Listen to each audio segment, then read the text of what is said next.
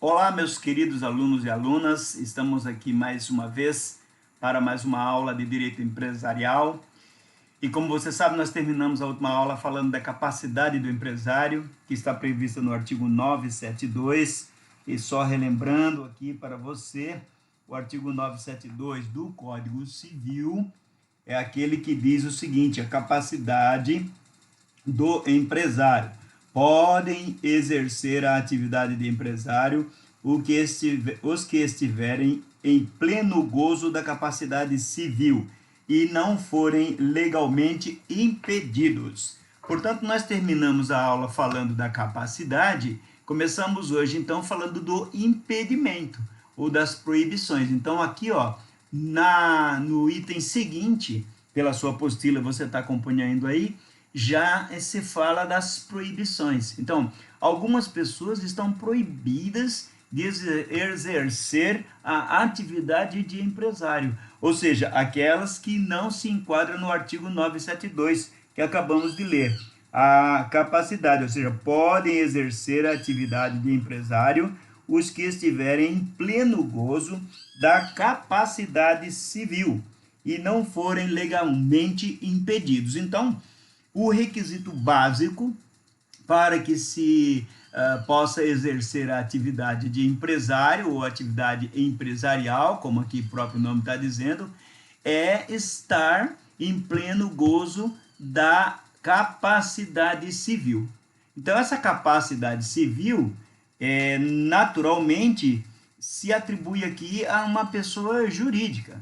Mas nós vamos ver depois que quando se fala ou quando se utiliza aquela definição nossa que já estudamos de que uma pessoa jurídica pode ser sócia, né?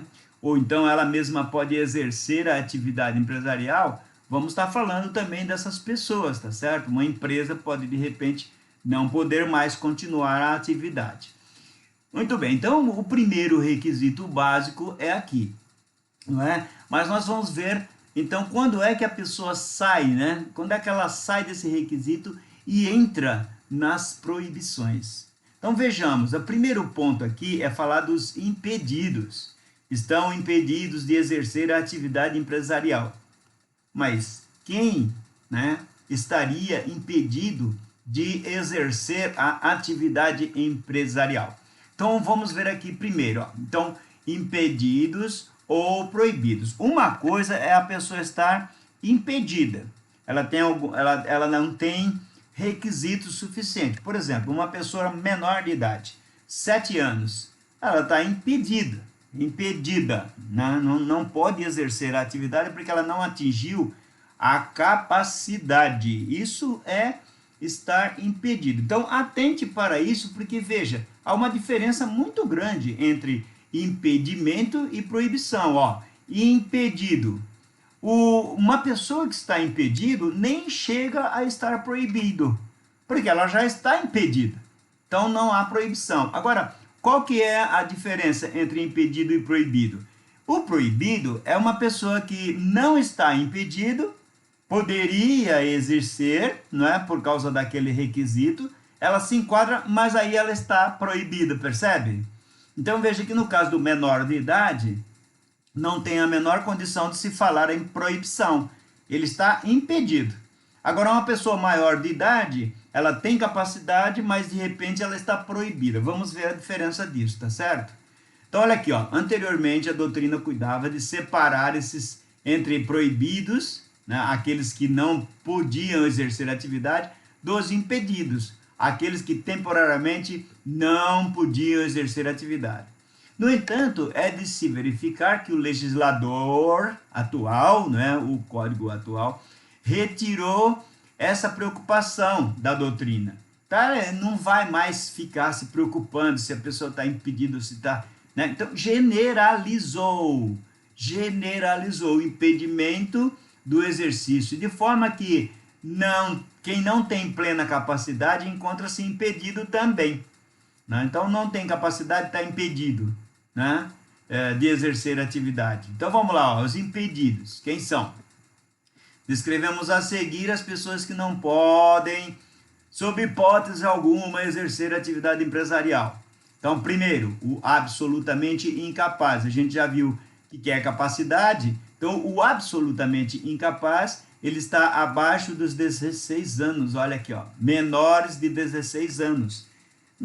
Não pode exercer, certo?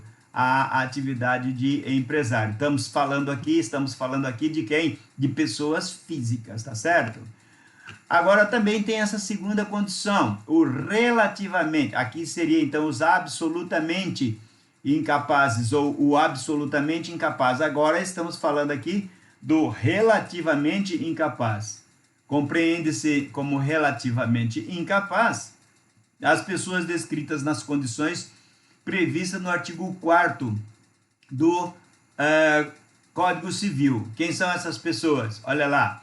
Artigo 4º. São incapazes relativamente a certos atos da vida civil, né? Tá aqui, ó.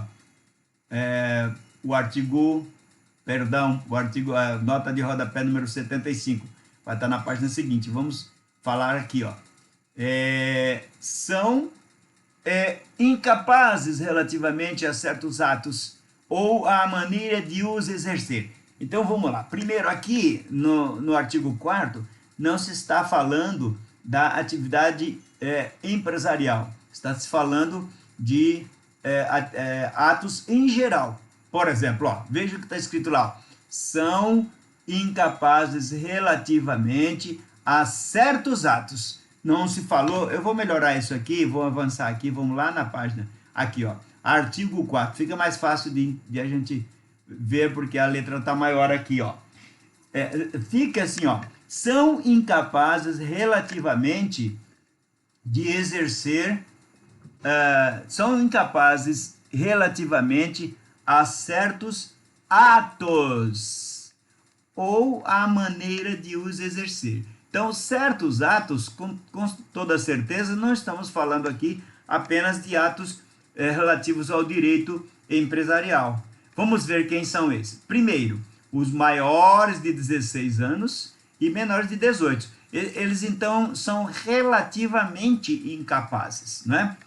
Os ébrios habituais. O que é uma pessoa ébria? É a pessoa que bebe muito, né? Então, é chamado de ébrio. Aquele que bebe todo dia e não tem capacidade de discernir as coisas que estão acontecendo em sua volta.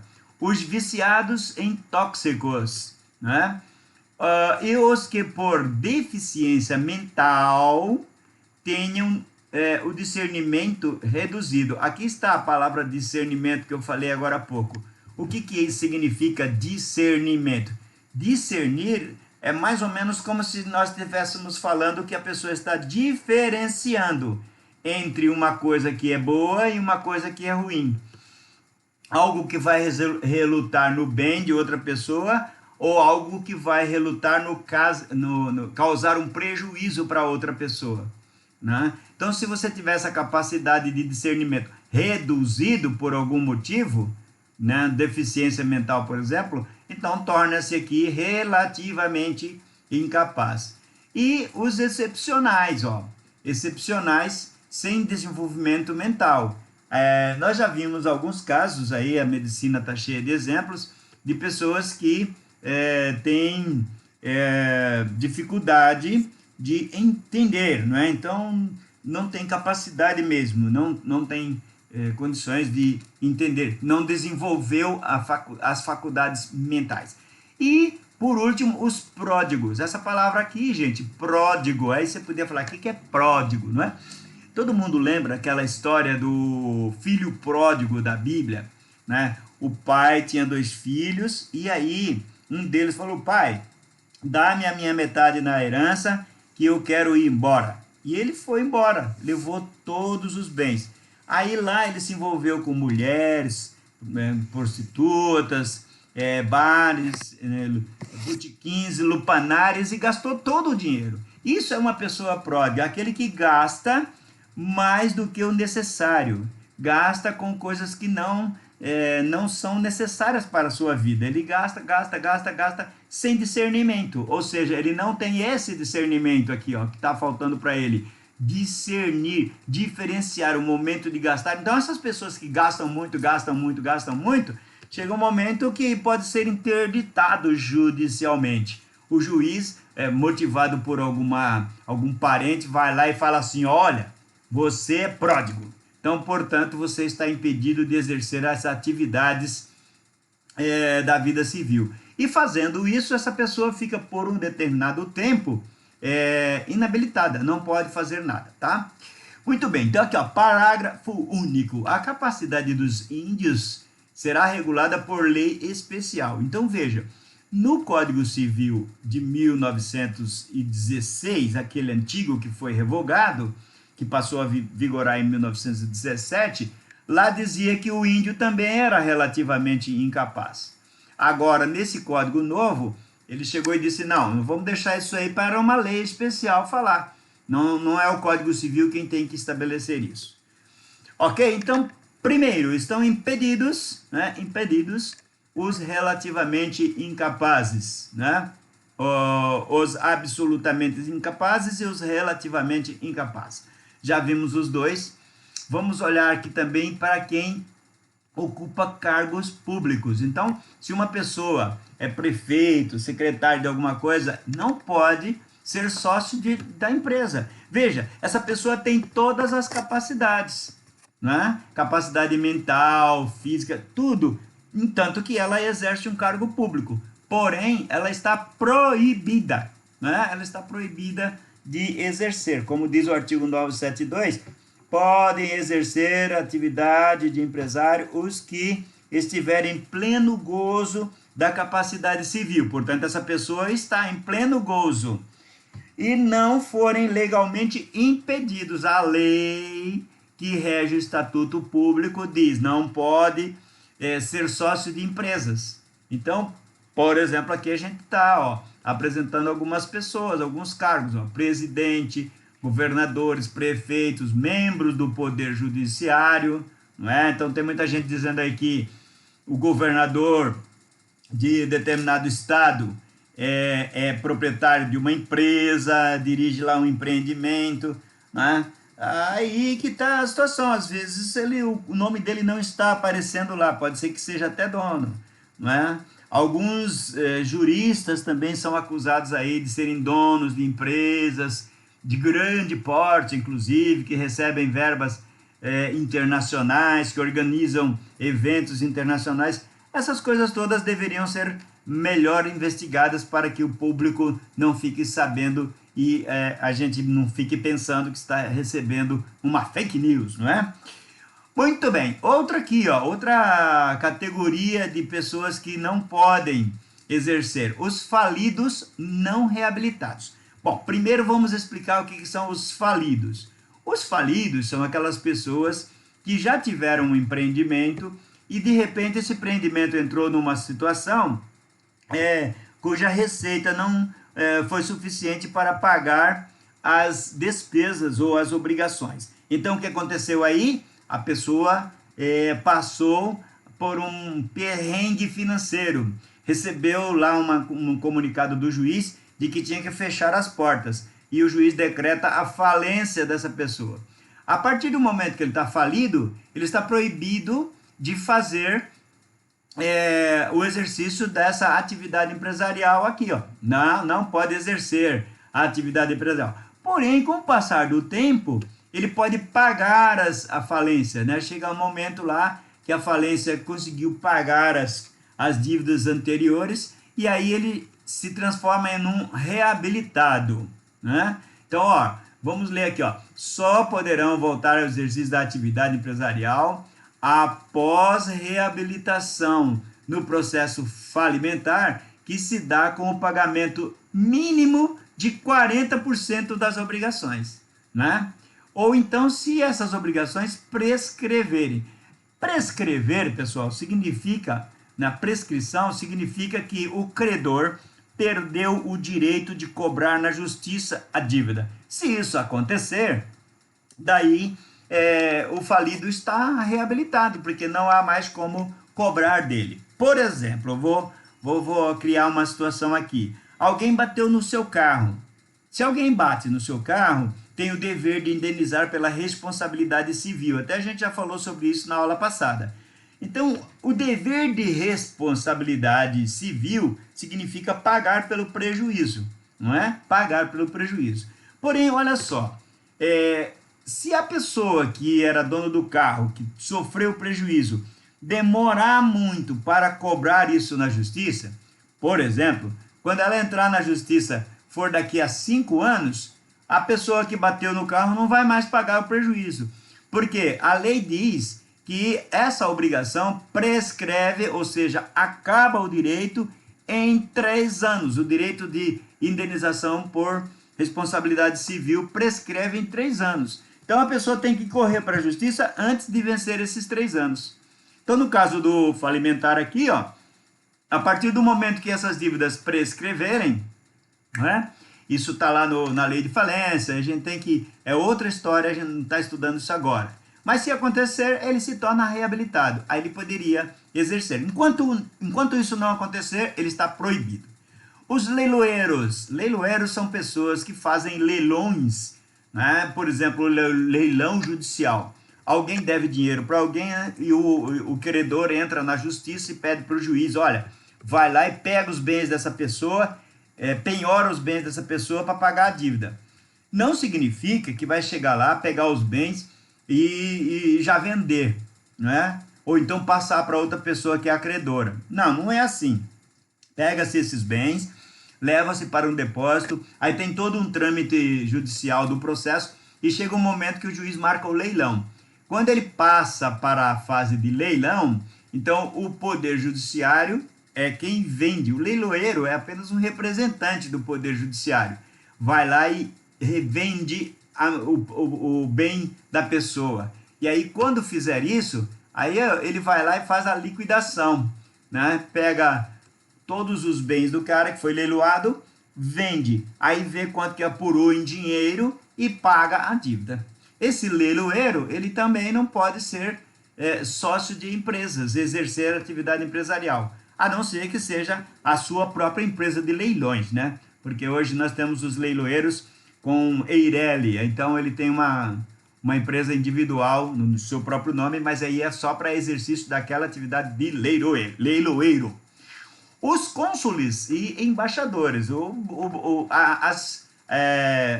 os entes estatais, não é? Os estados, os países, eles têm representantes, né? Que vão até os outros países conversar com... Né? Por exemplo, o Brasil tem um cônsul, né? Um embaixador lá na França, né? A França tem um embaixador aqui no Brasil. Esse embaixador fica negociando com as autoridades aqui, né? Domésticas, para resolver os problemas, ó, como tratados comerciais, internacionais, qualquer coisa que envolve o país lá fora, né? Como nós estamos vendo agora a China sendo envolvida aí com esse negócio do coronavírus, em todos os lugares tem alguém da China, um embaixador ou um cônsul, que está lá negociando a situação. Essas pessoas também não podem exercer atividade empresarial. Os médicos, o Código de Ética Médica, né, não permite atividade empresarial, a não ser que seja para a área médica, né? Então nós temos aqui em Maringá, por exemplo, a Unimed, né? O que acontece ali? A Unimed é uma empresa, né, de convênios médicos, né, plano de saúde. Então, ali o médico que faz parte, né, é um cooperado lá e tal, vai exercer aquela atividade. Mas não é uma atividade empresarial. E isso está atrelado ao Código de Ética Profissional. Porque vejam, gente, como é que poderia um médico ser dono, por exemplo, de um laboratório que fabrica vacina para o coronavírus? Agora, todo mundo ia comprar esse medicamento dele, né? E todo mundo queria ser atendido por ele. Então, ele domina o mercado e os colegas dele vão morrer de fome. Então, por essa questão ética, não pode. Os condenados criminalmente, ó, quem for condenado por algum crime, também não pode, olha, gente, também não pode, né? Exercer atividade, porque já está impedido, ó, impedido do exercício da atividade empresarial. né? Então, o crime pode ser da área falimentar, pode ser crime de prevaricação. Falimentar a gente falou agora há pouco, tá certo? É o falido. Mas falido não é crime, tá? Não é crime falir. O crime é quando o falido, por exemplo, o juiz deu uma determinação de que ele não pode mexer nos bens. Fecha a empresa, tudo que está lá dentro vai para leilão. Aí ele pega de noite, enquanto está todo mundo dormindo, vai lá com um guindaste, entra pelo telhado e retira uma porção de mercadorias e produtos que estavam no estoque. Ele cometeu um crime. Parece que ele está retirando as coisas que são dele, mas a partir do momento que o juiz decretou que está em processo de falência, aqueles bens, apesar de ser da propriedade dele, mas não podem mais ser retirados, a não ser que seja com autorização judicial. Isso pode gerar um crime falimentar. Crime de prevaricação é o crime praticado pelo funcionário público, ó, entendeu? Então, o funcionário público que deixa de observar o dever legal, né? Dever legal, ou por qualquer ato de corrupção, qualquer coisa assim, ele também comete um crime. O crime chama-se crime de prevaricação. É como se fosse um guarda de trânsito, por exemplo, que tem uma pessoa dirigindo e aí ele para o carro da pessoa e a pessoa não tem habilitação profissional para dirigir, não tem habilitação de trânsito, não tem a carteira de motorista. Aí ele olha para a pessoa e fala, você dirige bem? Dirijo bem. Então tá bom, olha, mas vai com cuidado, hein? Essa pessoa aí, esse agente de trânsito, está praticando o crime de prevaricação. Eu nem estou colocando dinheiro aqui, suborno, essas coisas na jogada. Estou dizendo que ele já praticou só pelo fato de não prender o carro da pessoa e liberar o carro. Ele está prevaricando, ou seja, cometeu um crime porque ele não observou, ó, o devido, né, o estrito dever legal, que é da profissão dele, não deixar uma pessoa que não tem habilitação dirigir. Depois tem outro crime aqui, ó, concussão, né? Então, concussão, que crime é esse? É o crime praticado por funcionário público, tá vendo?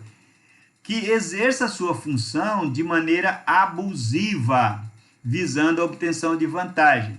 É como, por exemplo, uma pessoa que vai lá na prefeitura pedir uma autorização para construir uma edícula na sua casa.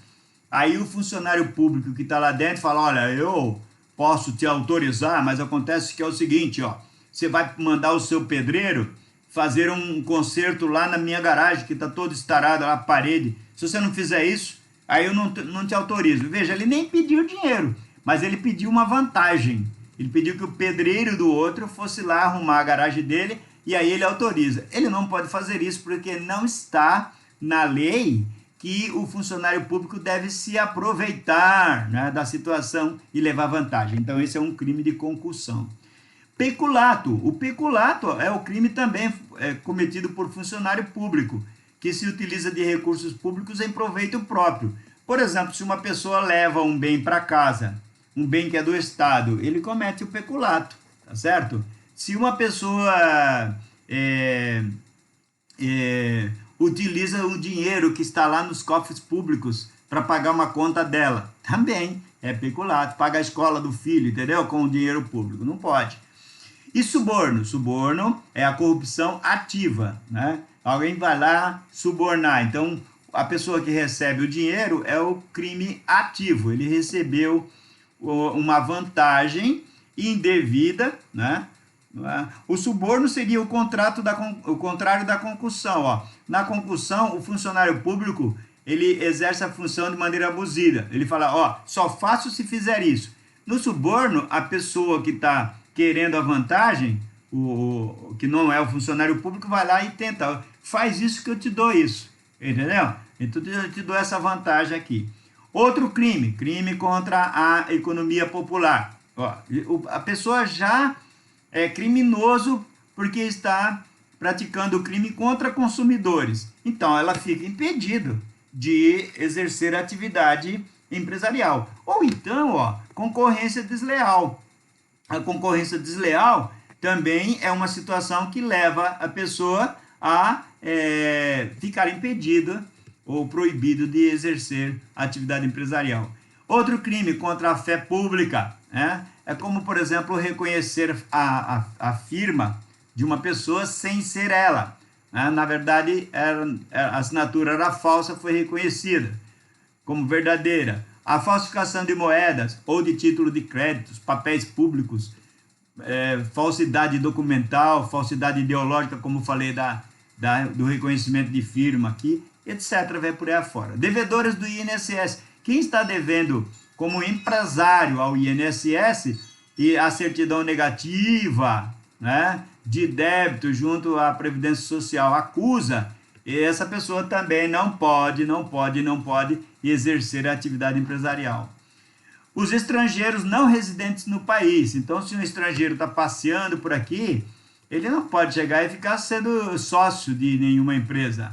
Aí, para ele ser sócio, ele tem que passar a morar aqui no Brasil. Ele tem que ter domicílio, né, em território nacional. Aí ele adquire essa capacidade civil de exercício da atividade empresarial. Então, ó, a atividade empresarial, se for exercida por impedimento, olha só aqui, ó, que situação interessante. A atividade empresarial exercida por impedido. Vamos supor que a pessoa está impedida aqui e ela vai lá e exerce a atividade assim mesmo. E ninguém viu, deixou passar, as coisas foram andando, então está lá exercendo. O exercício dessa atividade por essa pessoa, enquadrada em pelo menos uma das hipóteses anteriores mencionadas, configura a prática de contravenção penal. A contravenção, pessoal, não é crime, é uma contravenção, ou seja, está desobedecendo a legislação, mas não está sujeito apenas do Código Penal, está sujeito apenas de uma lei chamada Lei das Contravenções Penais. Está aqui, ó, Lei das Contravenções Penais. Quem exerce profissão ou atividade econômica, ou anunciar que a exerce, sem preencher as condições a que por lei está subordinado, o exercício pena prisão de 15 dias a 3 meses. Ou seja, nessa situação aqui, com certeza a pessoa não vai presa, não é? Porque no Brasil a gente já sabe, não vai preso quem tiver uma condenação inferior a 4 anos, porque negocia com o promotor e fica em liberdade. Mas sua ficha fica lá registrada, hein, gente? É preciso tomar cuidado porque a ficha fica registrada lá que a pessoa já foi condenada. Bom, agora veja, existe uma situação que o impedimento pode ser superveniente. Vamos explicar então mais uma vez aqui o que quer dizer superveniente. Superveniente quer dizer o seguinte, é o que vem depois. Então, nós vamos pensar aqui na situação. Há casos em que a pessoa está impedida, mas não declara que está, ela não declara, tá certo? Assim, constitui a sociedade está lá funcionando tudo bonitinho, e aí depois alguém descobre. Então, pode-se vir à tona o impedimento. Nesse caso, o impedimento veio depois, né? Depois do registro. Então, ó, conceito de impedimento superveniente é o impedimento que surge após o registro do indivíduo como empresário na junta comercial. Então, ele não tinha impedimento nenhum, não foi declarado, mas depois do alvará sair, aí descobriu-se que ele está impedido. O que acontece então? Bom, vamos lá, alvará judicial. Se aqui, vamos voltar aqui só um pouquinho. O que acontece então? Está impedido. Então, vai ter que se discutir, cancelar o registro, etc. Alvará judicial. Isso é uma questão também, ó, que está aqui no impedimento superveniente. O que seria isso? Para que o indivíduo continue a exercer a atividade empresarial após o impedimento superveniente, será necessária a concessão de um alvará judicial. Então, a pessoa vai ao juiz, para não ter esse cancelamento aqui, ó, vai ao juiz e vai pedir um alvará judicial para o exercício dessa profissão ou dessa atividade até regularizar. Então, se o juiz der, ele estará protegido. Se o juiz não der, ele estará impedido. Conveniência e revogação. Vamos lá. Ó, a concessão do alvará judicial será faculdade do juiz. Falei isso agora. será facultado. O juiz vai dar ou não, após a análise da conveniência, ou concedê-lo mediante exame pericial e audiência de justificação. Vai lá o empresário, senta lá e justifica o que ele fez e por que o ato que ele está fazendo não prejudica mais ninguém, etc, etc, etc. Muito bem. O juiz poderá dar o alvará por conveniência e também poderá, veja, a revogação não prejudicará interesse de terceiro. Ele poderá dar a conveniência e depois ele pode revogar também. Então, se houver uma revogação, quer dizer, cancelar, esse cancelamento não pode prejudicar terceiros interessados. Então, o cliente, o fornecedor, etc., essas pessoas não podem ser prejudicadas nem pela conveniência e nem pela revogação. Tá certo? Muito bem, tudo isso está atrelado também aqui a uma questão importante, a responsabilidade civil. O nosso regime é patrimonial, já falei uma vez isso, o patrimônio das pessoas é quem garante o ato da vida civil. Se a pessoa cometeu qualquer prejuízo para uma ou outra, ela fica obrigada a pagar esse prejuízo.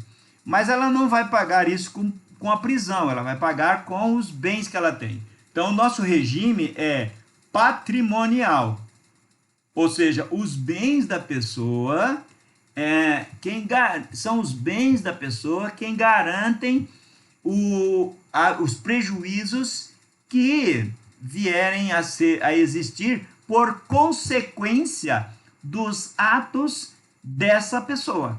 Então, se alguém bate no carro, por exemplo, você vem pela rua, alguém veio e bateu no seu carro. Essa pessoa que bateu tem a responsabilidade civil de indenizar. Se aquele carro que ela está dirigindo for dela, aquele carro pode ser leiloado depois de um processo civil, obviamente, pode ser leiloado para ser transformado aí num dinheiro, né, para pagamento da dívida. Agora, se aquele carro não for dela e ela não tiver bens nenhum, ela tinha emprestado o carro, né? A pessoa que emprestou estava de boa fé, ou ela alugou, por exemplo. Então, não tem como você passar essa responsabilidade civil para outra pessoa. Vai ser aquela pessoa. Se ela não tiver bens nenhum, ela não vai pagar pelo prejuízo, porque não existe outra forma, né, regimental de fazer com que essa responsabilidade civil venha a se concretizar, somente através do patrimônio. Se a pessoa não tem patrimônio, então ela não tem como pagar. Isso não quer dizer que ela está perdoada, ela continua devendo, mas ela está impossibilitada de pagar. Nomeação de gerente. Caso o representante indicado não possua qualidade de empresário, né, ou possua algum impedimento para o exercício, ou se assim entender o juiz, poderá ser nomeado um gerente para as atividades, né, administração da atividade. Então, lembra aqui, que quando a pessoa foi impedido superveniente, apareceu depois, aí o juiz é consultado aqui para fazer o alvará judicial. Ele pode dar o alvará por conveniência, ou então também pode revogar. Se ele não der, porque a gente já viu aqui que será a faculdade do juiz, ele pode não dar e aí dizer, não tem condições de você continuar exercendo, vou nomear um gerente. Ele pode nomear um gerente, ou a pedido da própria pessoa, ou por decisão judicial, né? Uma pessoa com qualidade de empresário para o exercício daquela atividade que a pessoa não pode exercer porque agora ela está impedida. Não se sabia que ela estava impedida antes do registro, porém agora já se sabe. Então, olha, vou ficar por aqui. Na próxima aula vamos falar dos atos empresariais. Começaremos daqui para frente, não é? Então, eu quero que você faça um bom estudo aí, porque nós temos mais os atos e depois voltamos nas sociedades. E aí vamos estudar diversas características da sociedade. Portanto, a aula de amanhã ainda será sobre os atos empresariais, tá certo? Aí, na sequência, na próxima aula, nós vamos entrar nas sociedades de novo para falar das características de cada uma delas, tá certo? Fica com Deus e tranquilidade geral aí, pessoal. Ânimo, porque Deus está cuidando de nós todos, né? E a gente vai voltar com fé em Deus, mais sadios, mais tranquilos, mental e fisicamente, e com condições de fazer muito mais coisas por esse nosso Brasil. Paz no coração de todos. Até lá!